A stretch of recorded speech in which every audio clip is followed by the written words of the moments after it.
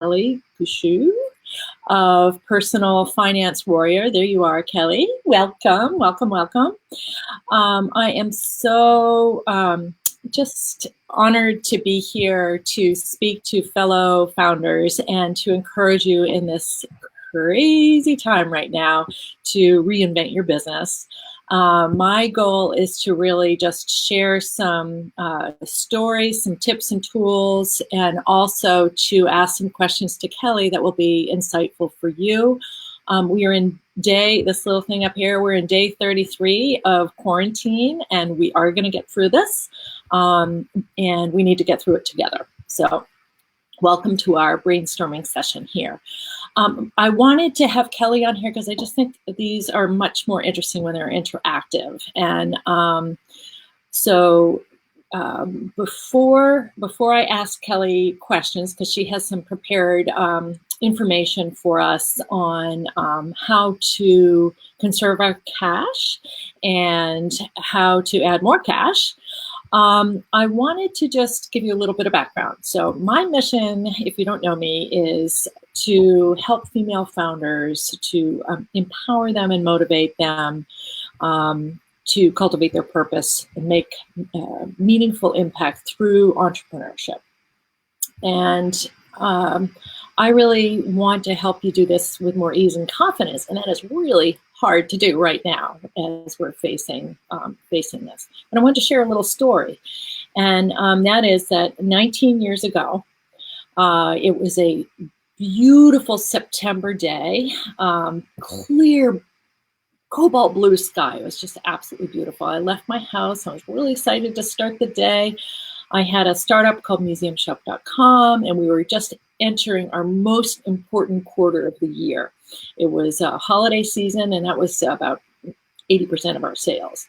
And we're in negotiations to be acquired, which would mean we can double our growth. And we had just moved into new, beautiful digs, and our team had expanded to 30 people. When I got to work, my team was all huddled around a computer, and they were watching a streaming news break showing it looked like a commuter plane that had crashed into a skyscraper. And at first we thought it was just, it must have been a pilot error, this is weird. And then before our eyes, you know what happened? The second plane crashed into another skyscraper, the fires, the crumbling towers, the horror. And the world just literally seemed to stop. Time just seemed to stop. Our work stopped. Our business was affected. And I won't go into more details, but the bottom line is that it was similar. The world just changed in a moment, and we lived through it. Everybody lived through it. We learned a ton. And what I can share is that this experience completely changed my life and influenced it. And what we're going through now will do the same for you. Okay. History's being made. This change is completely unprecedented. It's just bigger, a lot bigger. It's global. And we can be bystanders, or we can reinvent ourselves, and we can do something. So we as female founders, I just want to encourage you to begin to reinvent yourselves. And here's how. I want you to combat despair and be hopeful, because what you created in your business, the reason you started your business, or you had a reason, you had a purpose and a mission, and hold on to that, okay? That has not changed. It's just the environment has changed. And this pandemic did not happen out of the blue. It was a long time in the coming. For those of us who are older, a lot of factors led up to it, and I know, Kelly, you have such insight on the financial,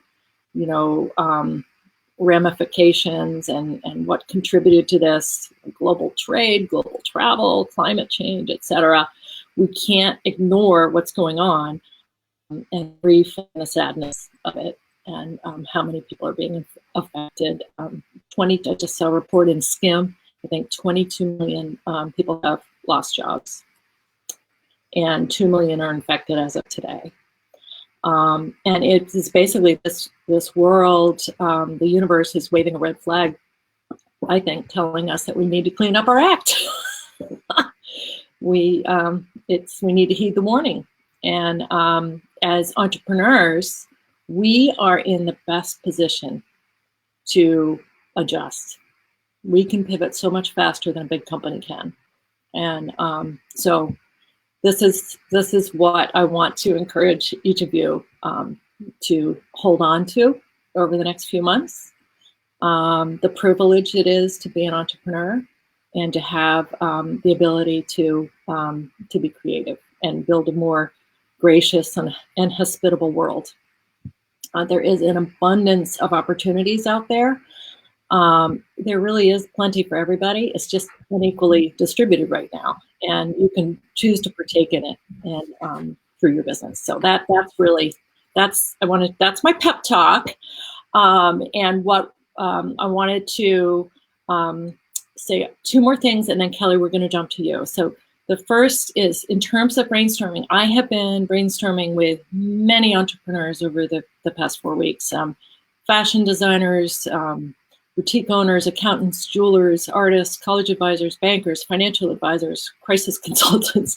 And what I'm encouraging them to do is to first look at your why and hold on to that. The how is going to change, but look at your why, look at what's working right still today, and then look at what's not working. And that's where we'll start brainstorming. And I would love to accept feedback from people. It's a little tricky on Facebook Live. We can do another format later where I can answer questions, or we can also have a feed. Kelly, you might have some ideas about this, but we can certainly, both Kelly and I are here to answer as many questions as we can and present you with some opportunities to move forward together. So Kelly, help us understand the cash situation and give us some guidance on how can we be creative about and brainstorm about ways to conserve cash and to make more cash. Mm-hmm. So sure. So before we jump into that, I first just want to thank you, Rebecca, for inviting me to do this group video. And so we originally were going to present on Boston business women, and we will do that. And so I first just want to thank Rebecca for reaching out and collaborating. I think now it's even more important to reach out and collaborate with others. So our environment, the irony is our environment is going to make us think, okay, what can I do as a solo person? Like I'm in sheltering in place, and I may be hesitant to reach out to people. But what I really want you to reach out, what I really want you to think about in one of the ways that you're reimagining your business is how can you collaborate with others? Yep. So I want to thank Rebecca for that. And that is something I write down every day as I'm thinking about ideas and how can I collaborate with other entrepreneurs and business leaders during this time. So I actually, Rebecca and I are from The Wing, which is a national co-working space for women. And last night they had an event with Kerry Washington. And Kerry Washington, when she was starting her production company, she reached out to Reese Witherspoon. So I'm not sure if you've seen Little Fires Everywhere. So that's what she was talking about. So of course, Rebecca's read the book. And so it is an amazing series that's on Hulu. And so Kerry Washington was talking about it, and she and Reese co-produced it. And so when she reached out to Reese Witherspoon, she said, Reese, I know that, and actually, I've actually talked about Reese Witherspoon as a maverick launching her own production company and now her multiple success stories as a producer. But Kerry reached out to her and said, I'd love to talk to you about how you've started your production company. And do you know what Reese said? She said, Kerry, you are the first person to reach out to me and ask me about my experience as a producer. I am happy to share my experience, especially in the spirit of sisterhood. So I want to share that story to remind people that, especially during this time now, first of all, people often have more time on their hands, and people want to be a helpful, valuable resource. So I just want to emphasize that spirit of collaboration. And as one of the ways you can reimagine your business is, how can you collaborate with others to build your business, get your message out there, share some new ideas, because now is the time to think about new ideas for your business. I'm going to share a couple of more comments. So Rebecca made me sound a little bit as a financial I'm a financial planner, that I have more of a doomsday. So we know the economic data, but what I wanted to also share a different perspective on is, Rebecca shared 9/11, her personal story with that. We had the financial crisis in 2008. This is actually my third financial crisis. So I'm a seasoned financial professional, which is, I think, why Rebecca wanted to invite me here. But what I wanted to share about COVID-19 is it's actually a new era. So it's actually, this is an event where we are sheltering in place, but actually it's really going to stay with us over the next 12 to 18 months. And I say that not to startle you, but I say that for leaders out there is, how are you going to adjust your business for some of these modifications that we're going to make?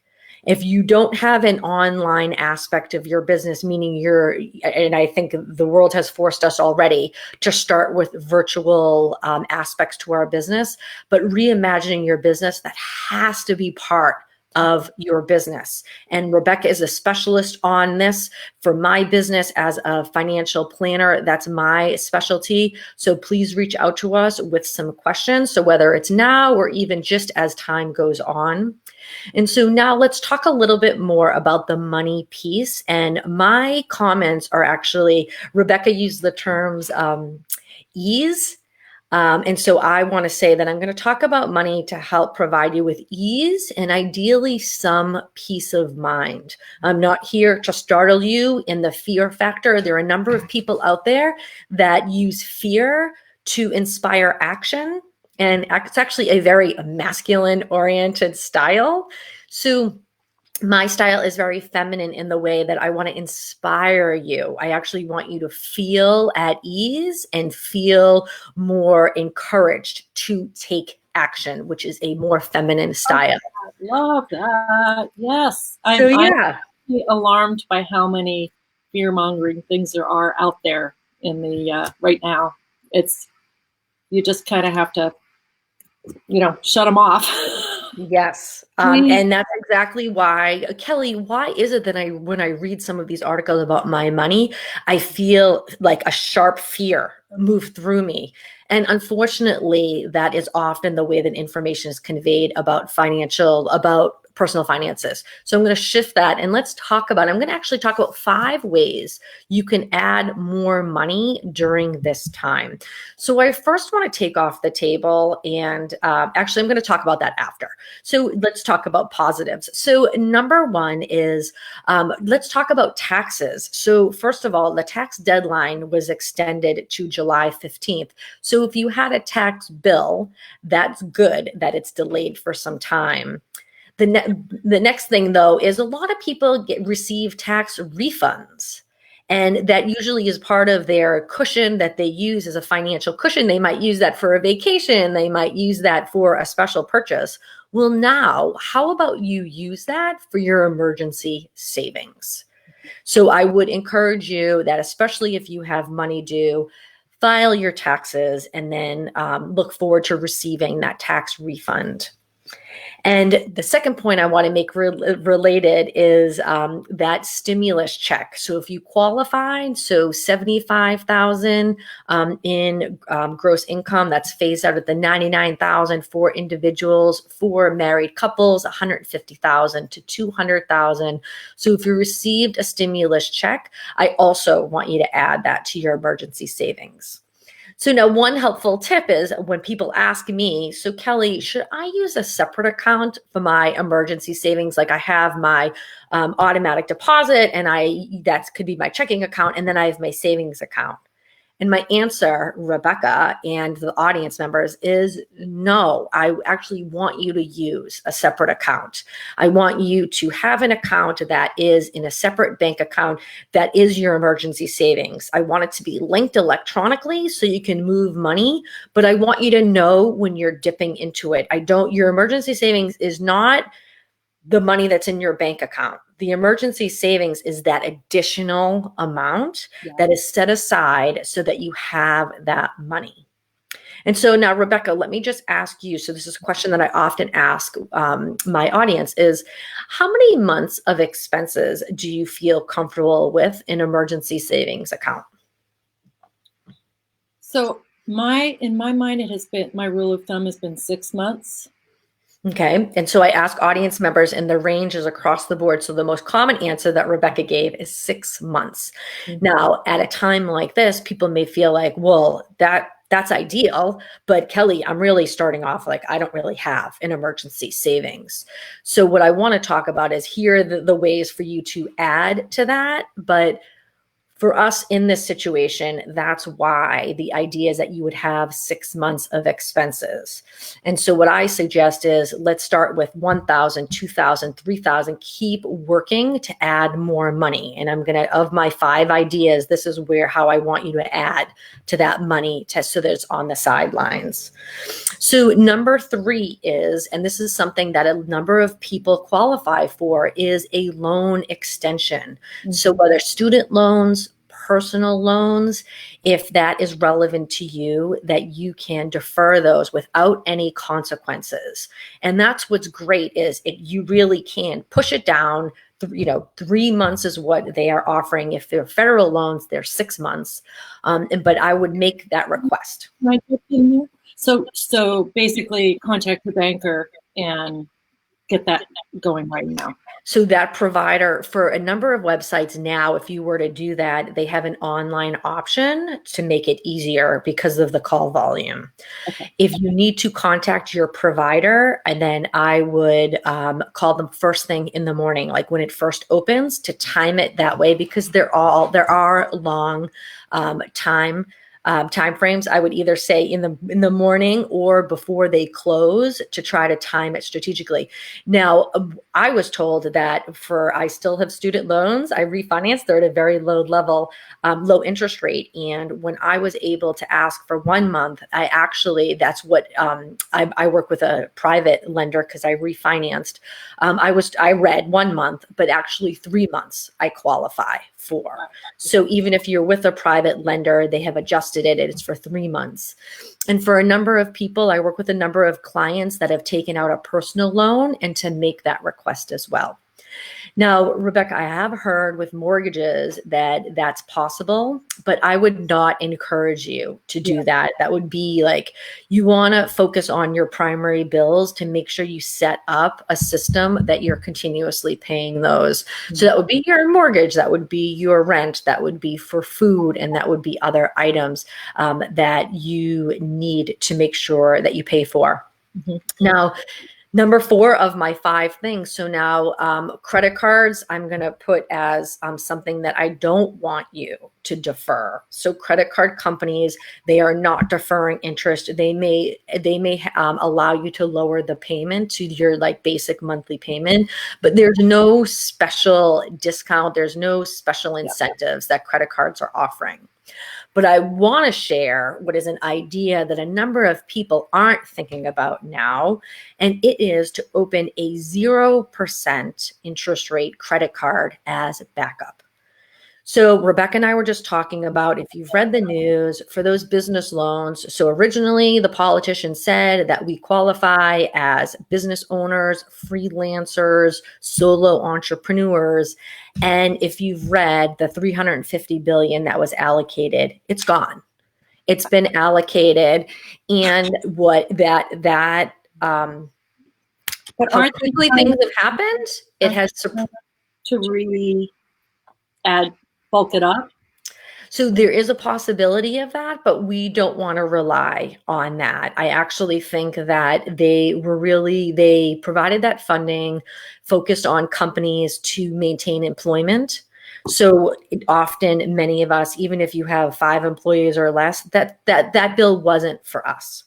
On a political, in a political way, they said that, but I also think they underestimated demand. That literally in 2 weeks, 350 billion was allocated to companies. And I'll give an example. So I have a business contact who runs a company with 100 employees. He found out on Tuesday, and on Wednesday, 300 billion had been allocated. So his company with 100 employees qualified, but he was the prime target, and it took him nearly 10 days of the 14-day process, really of the 12-day process, because as of yesterday, it was 11 days. So as of yesterday, it was announced that it's gone. Okay. So how does that work opening, if those grants are gone, how does it work opening a zero interest credit card? Yeah. So how that works, and this is the suggestion that I make for you entrepreneurs out there who are hoping for some of those additional funds, is that you actually can just Google it, 0% interest rate cards, and you'll get, I would like you to use a platform like NerdWallet, or you'll take a look at some of the sites that come up. NerdWallet.com is great. And 0% interest rate cards. And I want you to take a look at one that you would form a relationship with, a credit card you want to look at like a relationship. 0%, either 15 months, 18 months, 21 months. And the idea is that you would open it, and then you would use that for your business, for bills and expenses that come up that you can charge. Now, 80% of our business expenses, we can find a way to charge. Yeah. So I think that's a helpful resource for you to think about. And then you have to be less concerned. You pay the monthly amount, but you can be less concerned that you don't have to pay that for the next 15 months. Now, after 15 months, the 0% goes way up. So you just want to monitor that. So that's my only caveat. So that's one of the ideas that I recommend for entrepreneurs. Yeah, super helpful. And then one more to bring us home is, and I've been talking about this, and you may have already taken action on this, but is there an opportunity to get refunds on things that you've already paid for? So there are ways that you will get a credit for things. This could be business travel. This could be conferences. This could be activities. This could be activities for your children. Often it's, why don't we credit your account? So what I recommend is that you actually ask for a cash refund and have them then send you that money and then add that to your cash account. Now, one of the prime examples I think about this with is conferences. So for entrepreneurs, you may have already committed to a conference, and the default response is, we'll credit that. We're going to have another conference. And what I want to say to you is, hop on a call, like a live personal interaction, and ask for that cash refund or that credit card credit. During this time, what are some other examples? Conferences, business travel. So for example, on Amtrak, when I made a request for a refund on Amtrak, the default was a credit. And then I called and they said, sure, we can credit your credit card. Activities such as if you've gone to a theater show or you have tickets for entertainment, I would have you call the box office and ask for a refund. Especially now, we don't know when we're going back. So Rebecca, one of the things that the NBA and Major League Baseball is looking at is how are we creating virtual experiences, because they know there's going to be a lag in people filling up stadiums and arenas. And so those are just some examples of ways that you can make a request for money. Now, this can include like school tuition, school activities. There are just, when you take a look at your expenses, there are a number of fees. And then just one more thing is, take a look at your credit card and any recurring expenses you don't need, call and cut them off. And so you'll know what that means when you take a look at things. For example, one of my technology providers, that's a nice to have. I was able to go on pause And so I pay just a small percentage of what that monthly fee is. And right now I don't need to use that technology. I don't want to get rid of it, but it's something that I want to put on pause to save some money. So you can take a look at your expenses and see what you can put on pause. No, don't get me wrong. You probably need Netflix. You probably need your Amazon Prime, and you might need your Hulu. So I understand there are some that are helping to keep you sane, but there may be some other recurring expenses. And so this is where I want you to take a look at whether it's your credit cards or your bill payments, and really do the diligence of take a look, because you'd be like, oh yeah, I don't really need that. And like I said, especially for kids' activities where there just may be some recurring expenses, take a look and freeze those, and just make sure that if they're, say for example, if your child hasn't done it for the last month, ask for a refund. They're anticipating, like businesses are anticipating that you're not going to take action, and that's what they're hoping for. But for those who are engaged and take action, it just means it's more money in your pocket. So Rebecca, those are 5 ways. I just wanted to make sure that I moved through the 5 ways that you can add more money to your bank account. And then I'm happy to, ask to answer some more specific questions about what I just said, or we can continue the conversation with other ways to reimagine our businesses. Yes, I would love to. And we'll talk more about that in a bit as well. I've only seen a few posts, and I'm getting a little bit of an echo, but that was fabulous. Thank you. So helpful. And I'm sure we will post this and keep the dialogue going, but also I'll share information with everybody on how to get in touch with you. And it would be great if we could also just post those 5. I took some notes in the— Sure, yeah. So I'll send you those. Yeah. Also, I forgot to turn on the heat in my office, and I'm like shivering. But okay, so I'm gonna shift now and talk a little bit. I'm just gonna give a couple of examples because I'm not seeing anybody ask specific questions about brainstorming. But I'm gonna give an example of I had a brainstorming session yesterday. And one of the founders is a designer, and she has a boutique and studio, and of course she's had to close the studio and the boutique. And so I asked her the questions that I mentioned before. So I asked her, well, what's working right now for you? And what is working for her is that she's getting all these orders to make masks.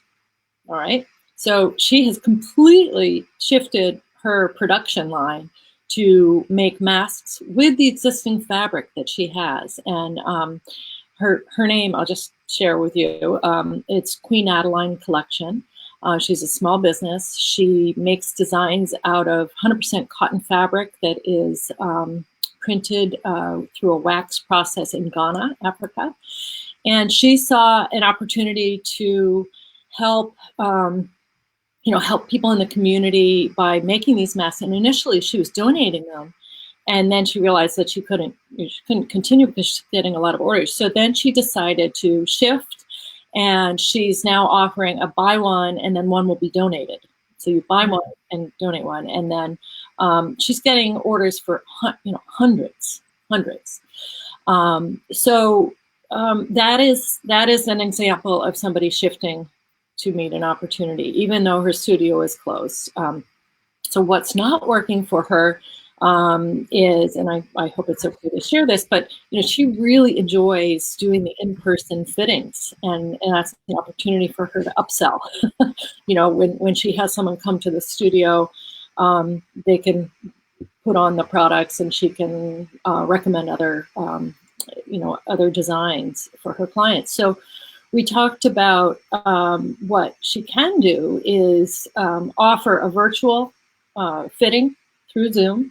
When somebody receives their order, they can hop on a call with her, and she can give them all sorts of tips and upsell that way. So that's just one little tiny example of a way, way to use this crazy new situation to continue her business. And also, there's a huge opportunity for her to tell some of the stories of what she's doing on Instagram stories, on Facebook. on LinkedIn.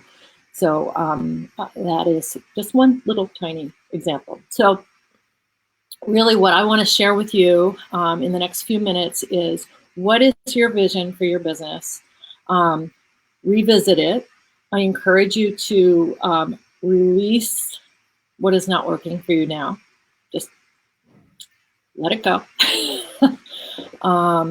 And take time to study this new normal, as Kelly said, with curiosity, not with fear. What can we learn from this new cosmic change? And what can we adjust and tweak, and really, really put your energy into intentionally focusing on new solutions for your clients. So again, ask yourself, what is working in my business today? What is my core value? Does it still apply? I'm shivering here. What isn't working anymore? Why? Is this temporary, or is this a long-term change? That's an important thing to consider as well. What can I do in the interim right now?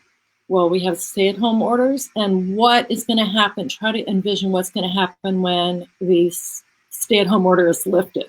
Are you ready for that? I'll give you an example for that. I've been working on a lot of back-end efficiencies that I've been putting off in my business for a long time, so that when the ban is lifted, I can really hit the ground running. And then the other thing is, what can you do about this today? What's one thing that you can do today?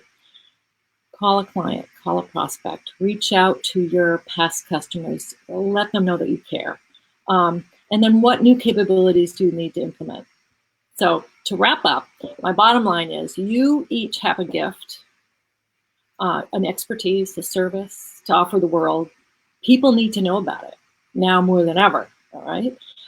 Resist the urge to hide. I know we all want to hide, but we've got to get out there. I mean, I don't like being on video, but we're out here because we have something to offer to help you guys.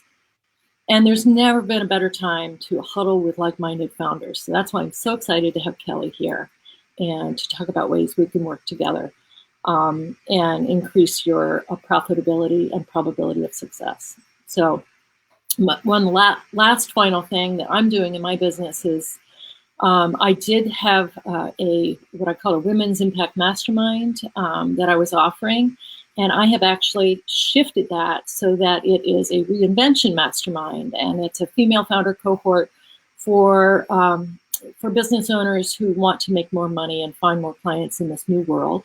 It begins on May 8th. It's all going to be via Zoom, and really a true change requires more than one session. So it's a 12-week program, intensive training, interactive work, covering a lot of the things that we discussed here, understanding the new climate, identifying opportunities for growth, understanding your zone of genius, your mindset, your ideal client, your messaging, your profitability, etc. And so I encourage you to reach out to me. I can tell you more about it if you're interested.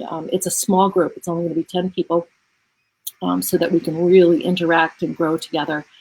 And it includes 6 group working sessions, accountability sessions, intensive training, 8 hours of intensive training, and then a private coaching session.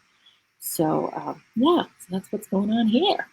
Yeah, and so Rebecca, if I can jump in here, so just want to talk about how important I think masterminds are even now. So shelter in place, I think that it's often making us think, how do I make it through this on my own? And I think that's just naturally because we're not able to go out. We're making compromises on our behavior, on our lifestyle. And it's just one thing that is so important at this time, as I talked about collaboration, but also the opportunity to be in a room with a group of other entrepreneurs who are going through this, who just bring a different perspective to this from different types of businesses. So Rebecca talked about the designer that at first it'd be like, okay, so I'm a finance person. Well, what does that really have to do with my business? she is taking advantage of having virtual sessions. So now all of us are going to be doing virtual sessions. How is that value add during this time? So I've actually been doing virtual sessions with my clients for the last 24 months, and I've actually had a fantastic experience with them.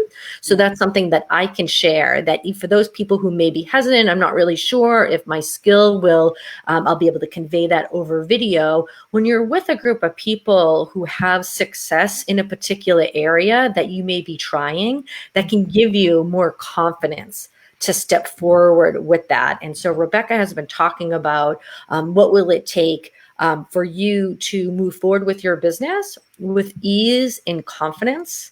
And I just want to echo that we are going to be in this environment where we're going to have limited interaction and engagement with people. And Rebecca gave us those really helpful tips about our business, but also what are you going to do for yourself to sustain you during this time? And I'll share a personal story. I am an extrovert, and I'm sure you've seen like the memes on social media about how this is a dream time for introverts who can do more of their individual activities, and for extroverts, how challenging it is. So what I need to do is literally every day I create an activity where I'm engaging with people. Yeah. And so here for our businesses, what are you doing to make sure that you feel sustained as an entrepreneur? And so just want to give a nod to Rebecca is hosting this mastermind. And so just an opportunity to collaborate with other like-minded individuals during this challenging time that's going to be with us. And so it's not just for extroverts, but for those extroverts out there who you really need to create dedicated practices so that you feel sustained. All of us need to be mindful of creating practices that sustain us through this ongoing period. Like that's my view as a financial professional is this ongoing period. And so Rebecca, thank you for the several examples of companies that are rethinking about the way, including your own business, how you're rethinking your business in this new world, because we're in a new world and it's going to be with us for some time. Yeah, and I can't underestimate. I agree with you so much about creating sustainable kind of practices. It sounds like everybody says that, but I am actually allocating 2 hours every morning just to like get centered, meditate, yoga, just kind of collect myself, center myself. Mm-hmm. And Rebecca, as a leader as well, I do the same thing, and maybe we can share for audience members. Mm-hmm. So it actually is critical for you to come up with your morning practice to set the day. Mm-hmm. So if right away you check your phone that you are, what's the next news headline? This is really, I mean, this is one of the reasons why the coronavirus has had such an impact around the world, is what are we doing to create practices for ourselves to stay centered? So yes. Yeah. And so I'll share my morning practice, and then Rebecca can share a little bit more detail. So I wake up and I listen to actually like a meditation, because I have to be honest, it's tough for me to get out of bed. I'm a snoozer. You're not supposed to, but I hit snooze for 10 minutes. So what I've learned is before I was able to meditate, I listened to this 10-minute video. I said, okay, I'm not able to meditate just yet, but I'll listen to this 10-minute video. So that was my initial steps. And then I now get up and I have a meditation full like protocol. So I actually use Oprah and Deepak's free meditation. I love it. So Oprah's with me every day. It's free right now. And so I listen to that. The one on Hope? I'm sorry? The one on Hope. Yep. It's so good. Yeah, it's so good for this time. Exactly. And then I have my 3 intentions. Mm-hmm. Another thing that I share with my audience is we're in a new world. What's your dollar number? Mm-hmm. How much money do you need to make? What's your number for the end of the, for how much you want to make this year? And I add that to your intentions. There's nothing wrong with talking to the universe about how much money you want to generate for your business, especially for entrepreneurs. I think that's really valuable. So, and then I make my tea and then I go for a walk outside for 30 to 45 minutes and I listen to a podcast. I listen to an uplifting podcast. So I want to let you know incrementally I've added to that. And so it's now, as Rebecca said, about, and mine's an hour and a half. But and then one other thing that I do is I reach out to 10 friends. Right before I start in my home office, I reach out to 10 friends and I send a fun message to like, let's start the day. Let's have a great day. Happy Monday, happy Wednesday, happy Friday. So you want to do these practices. So like when I start my day at 9 a.m., I'm like energized. I like have set my kind of energy field.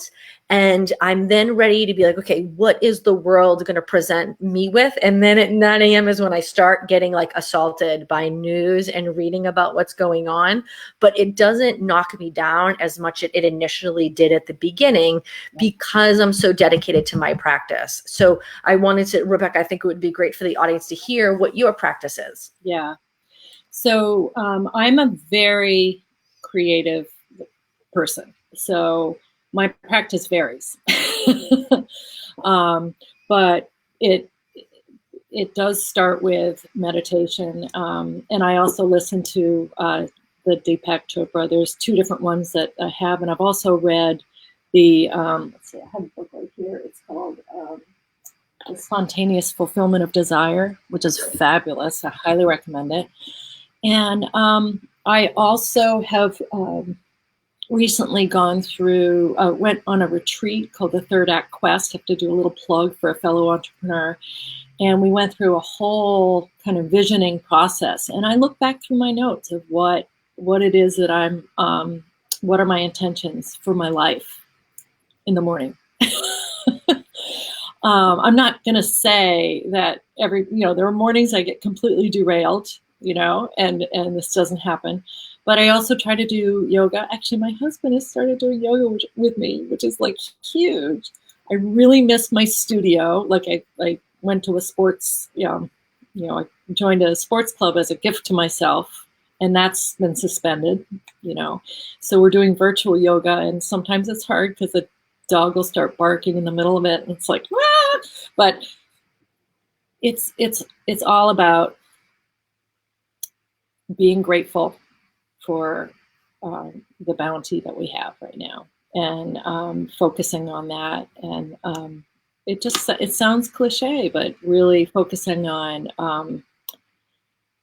the gratitude of where we're at, and the opportunities moving forward, and just kind of remembering that. And it's the same. I actually glanced at the paper and the headlines this morning. I'm like,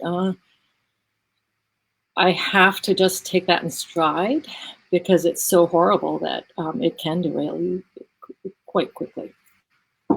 So, in Rebecca, we're privileged to be entrepreneurs and to be in a position to help others. And I really do think that it's been a long time coming, that what's happening now is the wake-up call. And we just need to really focus on that and contributing, not consuming. So contributing to the solution. So I want to help, I want to encourage you. I think what you're doing is fabulous. I want to encourage other entrepreneurs, and I want us to lift each other up. And let's do it. Let's turn as Jen Sincero says, I love to quote her, let's turn this mothership around. So let's do it. And I know we've hit our time. But I look forward to collaborating with you in the future. I know we will, and we've been talking about this, and we're going to figure out how. Maybe it's doing a webinar with some other entrepreneurs and who have expertise in other areas that can be helpful. But let's do it. And I please do invite you to join another brainstorming session. Give me or Kelly a call, because we're here to help. Okay. So, and thank you, Rebecca. And then if you, my Facebook group for helpful financial information is Wealthy Warrior Women on Facebook, where audience members post articles. And like I said, it's a supportive, positive space. So thank you, Rebecca. Let me write that down. It's Wealthy Warrior Women. Women. EN, right? Or plural or singular? Plural. Okay.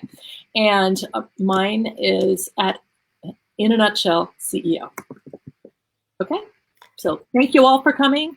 Please don't hesitate to ask questions after the fact. We'll keep this dialogue going, and we're here to help. Bye-bye. Thank you, Kelly.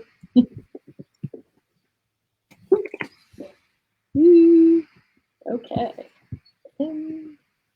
Stop.